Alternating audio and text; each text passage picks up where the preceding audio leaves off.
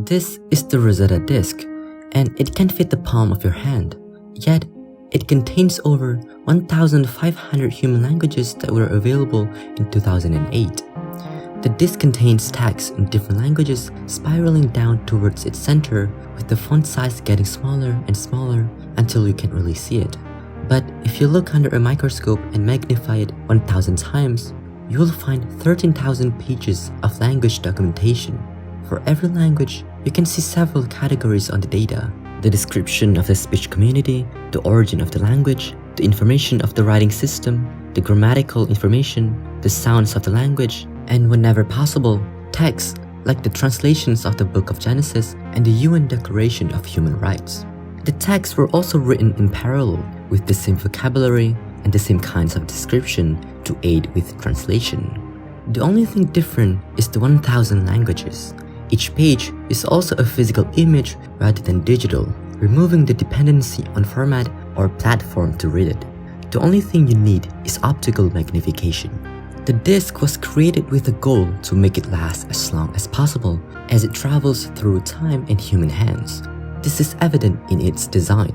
The disk sits inside a sphere made of stainless steel and glass that allows the disk to be exposed to the atmosphere but protects it from casual impact and abrasion.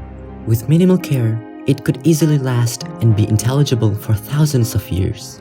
The disk was inspired by the Rosetta Stone, which was inscribed with 3 versions of text: Egyptian hieroglyphs, Demotic scripts, and ancient Greek. Due to minor differences across the 3 versions, the text enabled the decipherment of the Egyptian hieroglyph. At the very least, this disk provides an overview of the human linguistic diversity of the 21st century, but it could do much more. While the disk itself doesn't contain society-sustaining knowledge, it can be a key, a decoder to all the books and written records that are scattered across the earth in any language, a key to the world's greatest literature, known cures for the diseases that plague humanity, blueprints for major technology, and other knowledge that might be written in languages that might be lost to time. The fear of losing all these languages is warranted, since the world's languages, especially the languages of small, unique, and localized human societies, are facing severe and accelerated loss. In fact, linguists predict that we may lose more than 50% of the world's linguistic diversity next century. Since language is an embodiment of human culture, the loss of language also means the loss of culture. So before all these languages die, the disk and the bigger project it is a part of, called the Rosetta Project, aims to make sure that no language evaporates without a trace. Currently, more than 2,300 of the 7,000 existing languages have been documented. The archive of the Rosetta Project will allow comparative linguistic research and a tool to recover lost languages in the future. If that's not enough, they even sent one of the prototypes of the disk into space using the Rosetta spacecraft on 2nd of March 2004. On 6 August 2014, the spacecraft reached this comet, and in 2016, the spacecraft finally hard-landed on the comet. Now, it's on a 6.44-year orbit around the Sun, and it will continue to do so for hundreds of millions of years. So, somewhere in the solar system, a collection of human languages is kept in reserve, just in case we need one. But what happens if a language dies anyway, as is the case with many languages? Well, some died without a trace and are forgotten. Some changed so much that the original form is not recognizable anymore. But some died and were kept alive by a group of people and became one of the most influential forces. Take Latin, the most famous dead language in the world. Its deadness is often debatable. But since it doesn't have a native speaker, let's just say it's dead. Latin started in a small village in Italy, where a group of people called Latins lived in Latium, where Rome was founded. Basically, they were the Romans. Then the empire grew to be very powerful, and due to the empire's influence and range during its peak, Latin also followed along and quickly became the lingua franca of the Western world. However, the Roman Empire fell in 476 CE, and with it, the use of Latin. After Rome fell, many people left the cities and towns and moved into the countryside. The people stopped using written Latin and were isolated from stabilizing written forms, which would have really helped to standardize their vernacular or spoken language. People also traveled less often and therefore were isolated from other groups. This condition is good for creating a distinct language. While writing didn't fully vanish thanks to Christianity, fewer and fewer people learned to write and read. After a few hundred years, with all these conditions combined with the influences of indigenous tongues, Latin developed into separate Romance languages, and people who lived on the different ends of the former empire were no longer able to communicate with each other.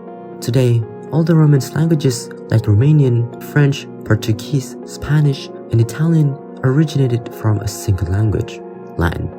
While spoken Latin evolved into Romance languages due to the influence of the Roman Church, the classical Latin of Caesar, Cicero, and Virgil 2,000 years ago continued to be used by theologians, humanists, and philosophers until the 18th century.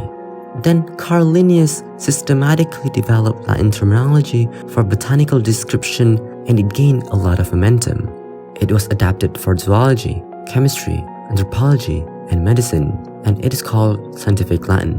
Latin is useful for science because it is written rather than spoken, meaning it is immune to vocal anomalies and vowel changes, and the meaning of the word stays intact. Vocabulary additions and inventions happen, but the roots and elements used for the new terms are fixed.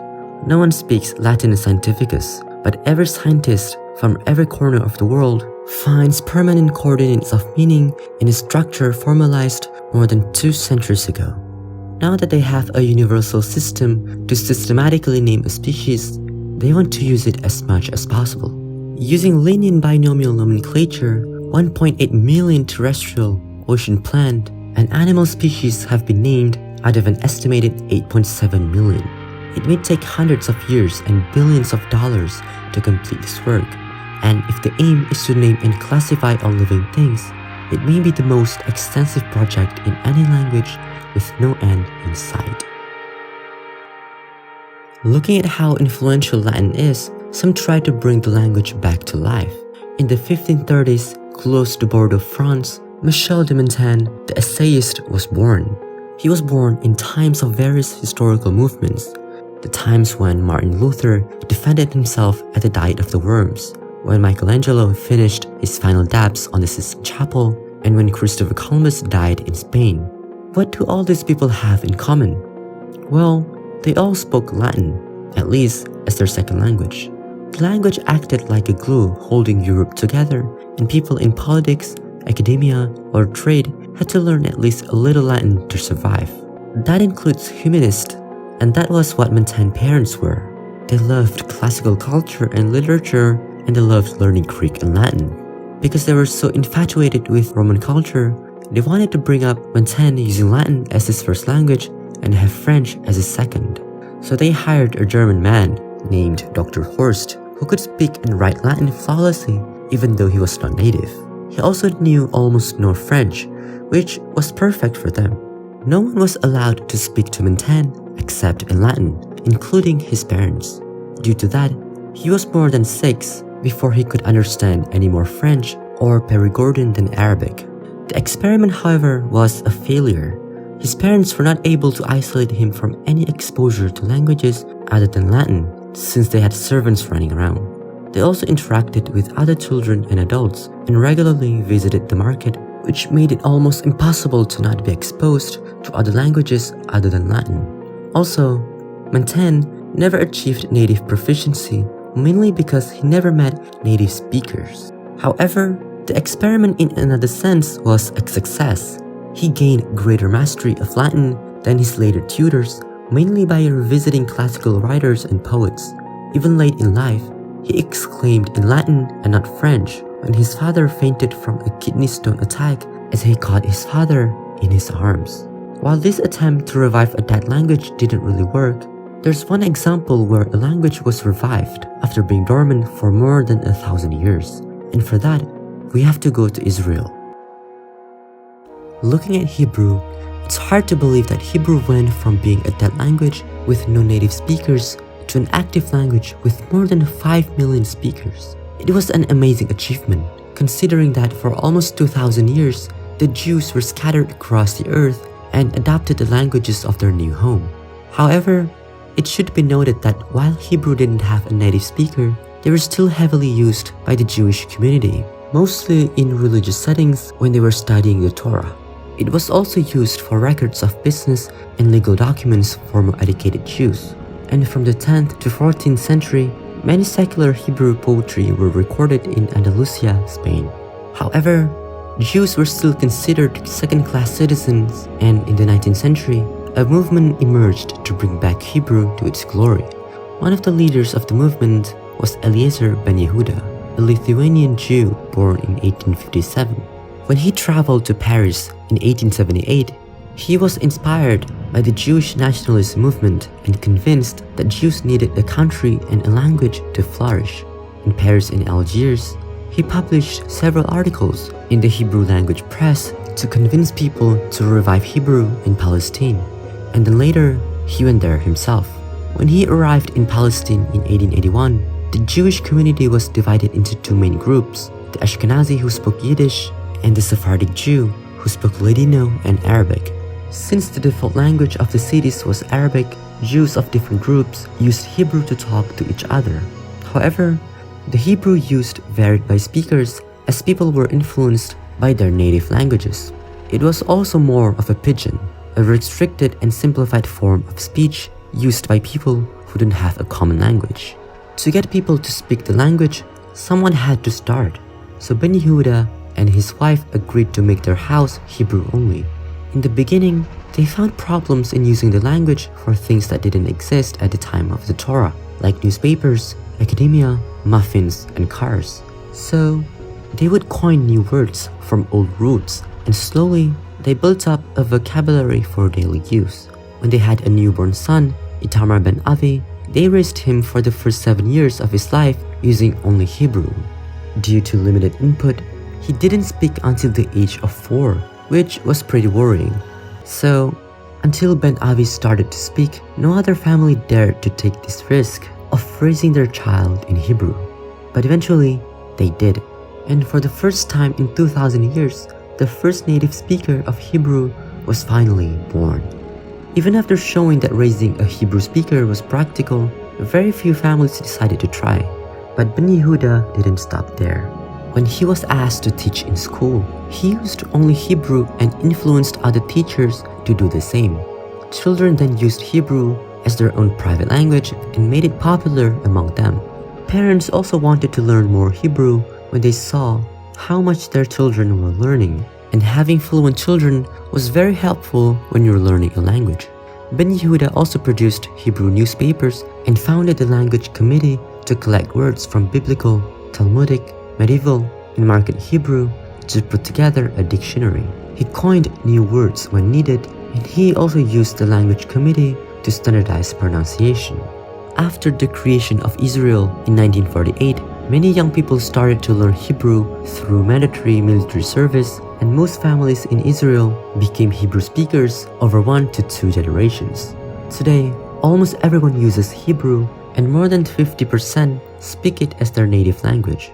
However, you should know that the spoken Hebrew now in Israel is called Modern Hebrew, a new language different from the Torah and other varieties of Hebrew in the past. Because even if you're able to revive a language, the chance of it being the same to the one you're trying to revive is very little. The revival was also possible because Hebrew didn't compete with any dominant language at the time, and Hebrew was not considered low prestige. Instead, it had no status at all in spoken usage. The massive numbers of young immigrants with a strong sense of willpower to build an independent Jewish nation and identity also helped a lot. Most of them came intending to radically change their way of life from urban to agrarian. So changing their language wasn't that much more, especially when they had no common language. It's astonishing to think that we will never be able to hold a conversation with the people of the past, even though we are their direct descendants. The same can also be said if we go into the future. Languages change and die. It's true that we can document languages to preserve them, like the Rosetta Disk that acts as Noah's Ark for the world's languages. And it might also be interesting to learn about the languages and the people of the past. However, Language isn't the only thing that changes. Society, problems, and the world itself are evolving. And these changes might render the information recorded in any past languages useless. So, what's the point of learning a language that's only relevant to the period it was a part of if everything changes and eventually becomes obsolete? Thank you for watching. This one was very fun to make, and sorry for not posting anything for a month. College has finally ended, and you can imagine how busy things can be when something reaches its climax. But I made it, and I'm glad I made it. So I hope I can focus more on making videos, and I hope you guys like this one. Thank you.